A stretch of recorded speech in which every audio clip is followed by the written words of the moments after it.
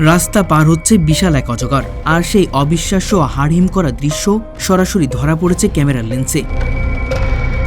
সম্প্রতি সামাজিক যোগাযোগ মাধ্যমে ছড়িয়ে পড়া এই বিরল ও রোমাঞ্চকর ভিডিওটি নেট দুনিয়ায় মুহূর্তের মধ্যে তীব্র আলোড়ন সৃষ্টি করেছে। ভারতের পশ্চিমবঙ্গের জলপাইগুড়ি জেলার ডুয়ার্স সংলগ্ন দামানপুর এলাকার একটি জাতীয় সড়কে গভীর রাতে এই অভাবনীয় ঘটনাটি ঘটে।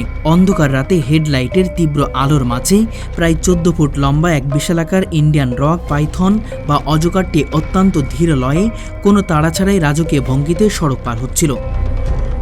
সাধারণত লোকালয় বা হাইওয়ের মতো ব্যস্ত জায়গায় এত বড় সাপ সচরাচরে দেখা যায় না।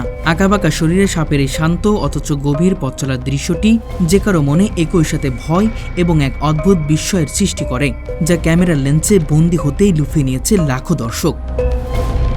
তবে এই শ্বাসরুদ্ধকর পরিস্থিতির সবচেয়ে সুন্দর ও শিক্ষণীয় দিকটি ছিল সেখানে উপস্থিত সাধারণ মানুষের অসাধারণ ও দায়িত্বশীল আচরণ। বিশাল এই সাপটিকে দেখে আতঙ্কিত হয়ে কেউ সেটিকে তাড়া করার বা আঘাত করার বিন্দুমাত্র চেষ্টা করেনি, বরং মহাসড়কের দুই প্রান্তের দূরপাল্লার বাস, ট্রাক ও মোটরসাইকেল চালকরা বন্য প্রাণীটির উপস্থিতি টের পেয়ে তাৎক্ষণিক গাড়ি থামিয়ে দেন এবং ইঞ্জিন বন্ধ করে সাপ নিরাপদে পারাপারের সুযোগ করে দেন।